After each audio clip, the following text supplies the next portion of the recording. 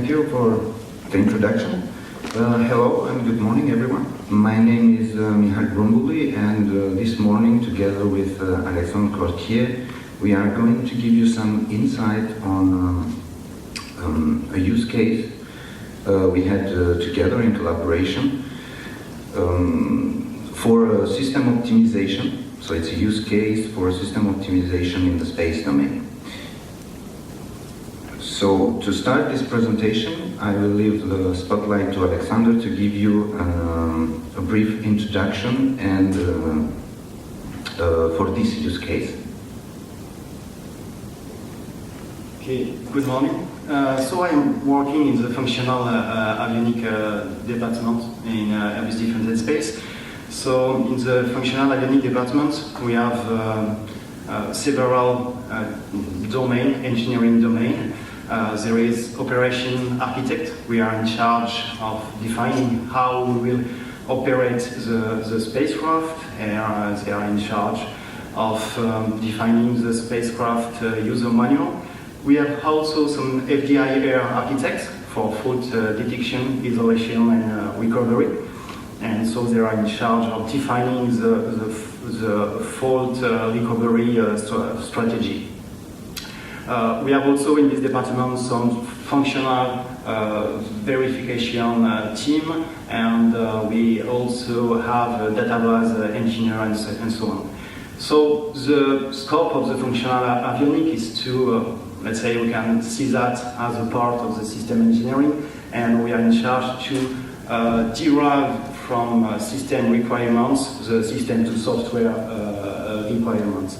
So in this scope, we are currently exploring new approach and to introduce model-based approach to try to help the architects. So the idea is to make available to the functional avionics architects a set of MBSE methods and tools which are adapted to the different operational situations the architects are facing.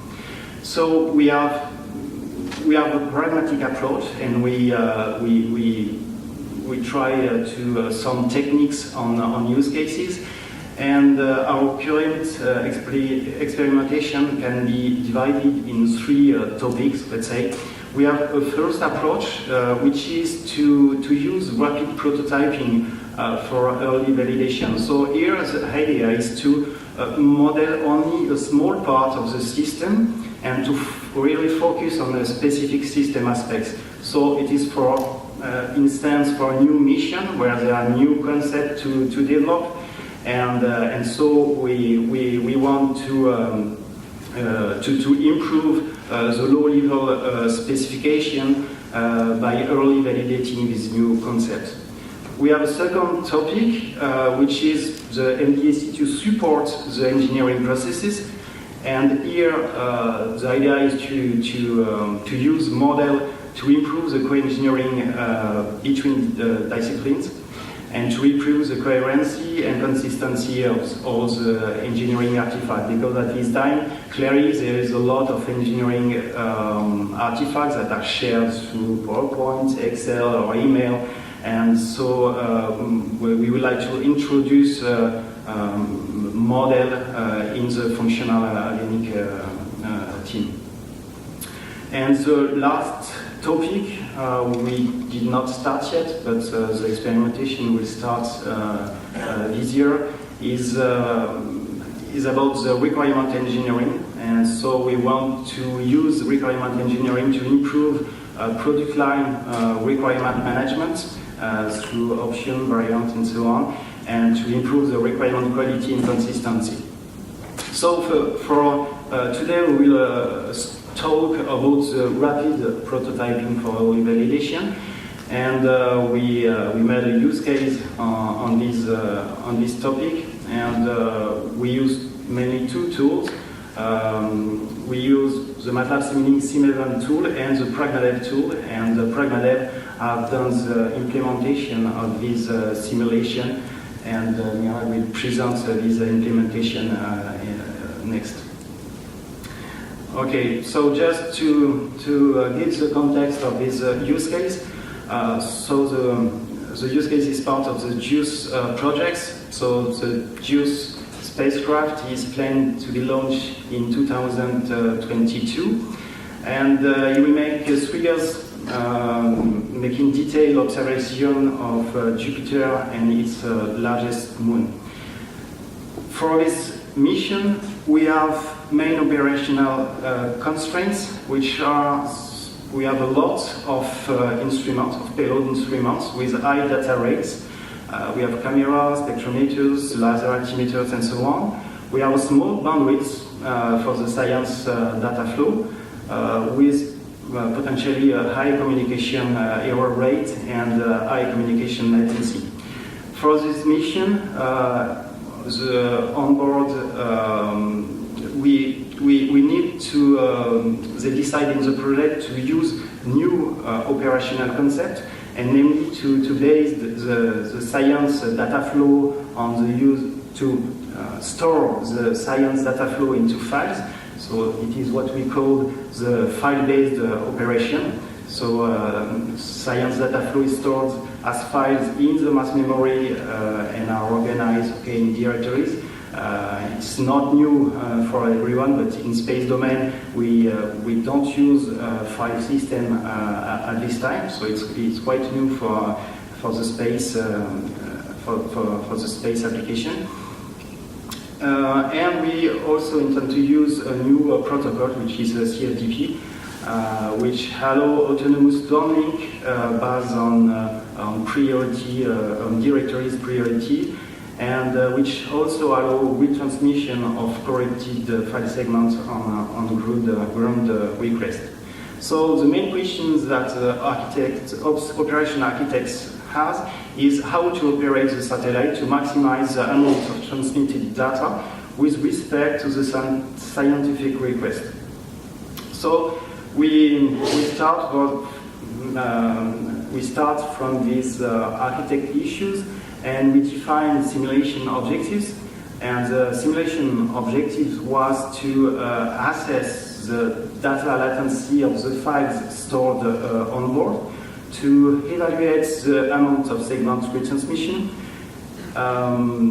We also want that the simulation help the payload instrument provider in understanding the system and configuring the data storage, because we have several configuration parameters for this.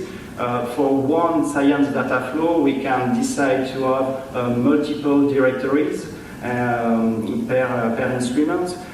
We have to define the maximum file size, the number of files that will be stored in these directories. And we also have some criteria for the file, for closing the file. For instance, we can close the file on a maximum size or on some time criteria. And so there is a lot of parameters to tune in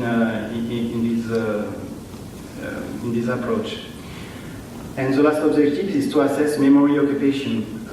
We also have the architects also express another constraint, is that we should be able to simulate 15 mission days in less than 10 minutes.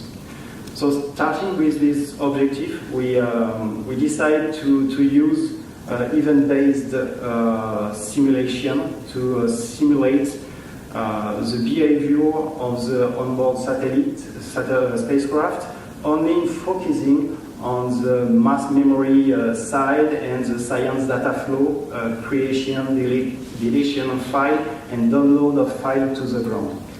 And now I will let Mihal present the implementation that has been done using the Pragmatist tool. So to continue, as was mentioned, and in order to fulfill the objectives, we at Pragmatist saw a very good scenario of application of our technologies, namely the specification and description language and the TTCN3 testing and test control notation. So I'm saying that because both of the languages are asynchronous languages, and SDL specifically is an event-based modeling language where the active actors, meaning the actors that encapsulate a certain behavior, do communicate via information messages. And each of these executing blocks in the model have a specific queue for receiving and sending those messages. So what it is important in these technologies is that because they are event-based, so we saw a good opportunity to apply them in this specific use case. And as we had the objectives, we thought that because of this, because the fact that SDL offers a precise timing on the events, we can have very precise results at the end. And also being event-based, not only on the modeling side, but our toolchain offers also a discrete event execution engine of those models, we can meet the performance requirements.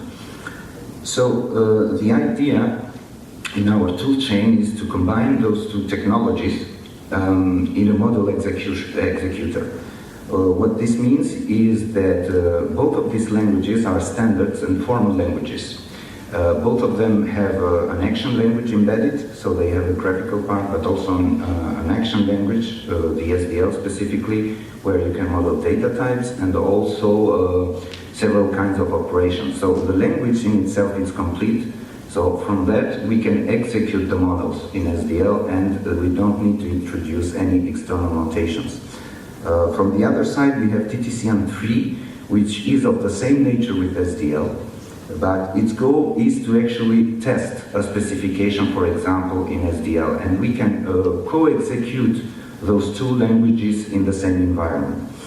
So, as was mentioned before, the idea is to have two parts of the model, of a simulation model for the JuIcE use case. One part will model the actual behavior of the satellite in terms of mass memory, and the behavior of the downlink, that is transmission to the ground.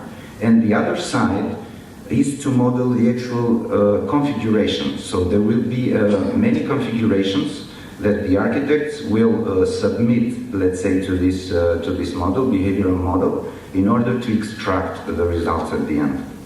So from the behavioral part, we used SDL to model the behavior, and from the configuration side of the use case, we use TTCN3 to describe different scenarios for the simulation.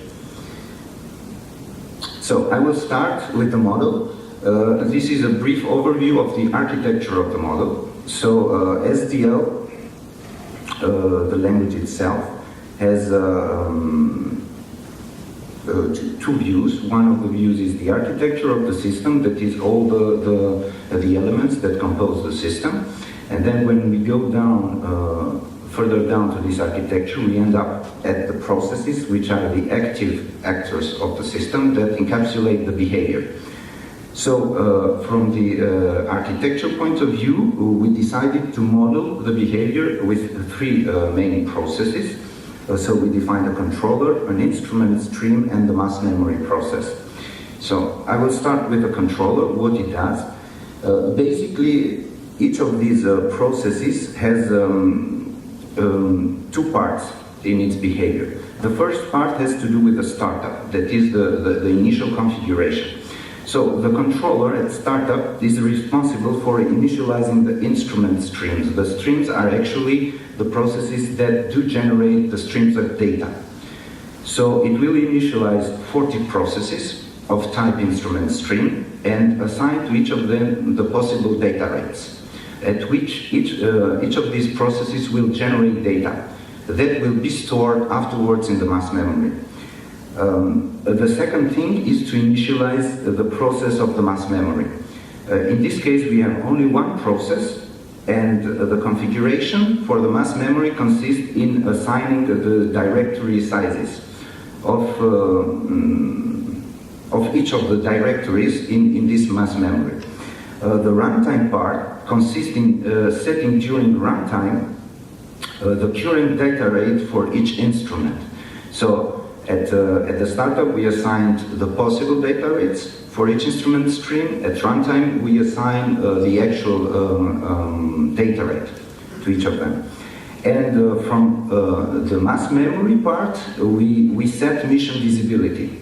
That is when transmission to ground is possible. So the mass memory will store all the data coming from the instrument streams, and then when transmission is possible to the ground, it will initialize the procedure of sending those data to the ground. The instrument stream is actually responsible for generating streams of data and send them afterwards via messages in SDL, of course, to the mass memory process. Now, the decision here, which was a critical one, is to generate and store this data in file units and not in bytes or in bits. Because we have actually an event-based system, is very critical to the modeling part to decide which is the unit of data. Otherwise, the number of events in the simulation will grow too much and will degrade the performance. And the second thing that we have to model is the switching criteria for the files.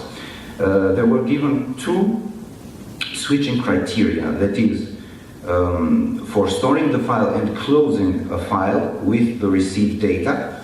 The criteria were time and size based. So we modeled this in the processes by means of timers in SDL. So what we did for the time-based criteria, this was simple. So we start a timer with a with the value of the timed criteria, and then we calculate the time for the size-based criteria, meaning that we take the size of the file, the required size, and then we calculate the time necessary to actually close the file. And then we start two timers. And the timer that will fire first, then we cancel the first one, and then we proceed with all the necessary operation and send all the data we receive to the mass memory. So the solid state mass memory is responsible for storing files from instrument streams to the assigned directory. So each of the 40 instrument streams that we created first has a corresponding directory in the solid state mass memory. When transmission to ground is possible, that is the visibility that I mentioned before, then the closed files that are available in the mass memory will be transmitted to ground. And this transmission is based on priority. So to each directory we have assigned priorities, because some directory or some set of data may have a greater priority for transmission to ground. After the period of visibility ends, we then have to calculate possible errors, meaning that transmission to ground has some probability of errors. These segments of data that have errors have to be retransmitted to ground, and these segments or file pieces have to be retransmitted with the highest priority in the next visibility period.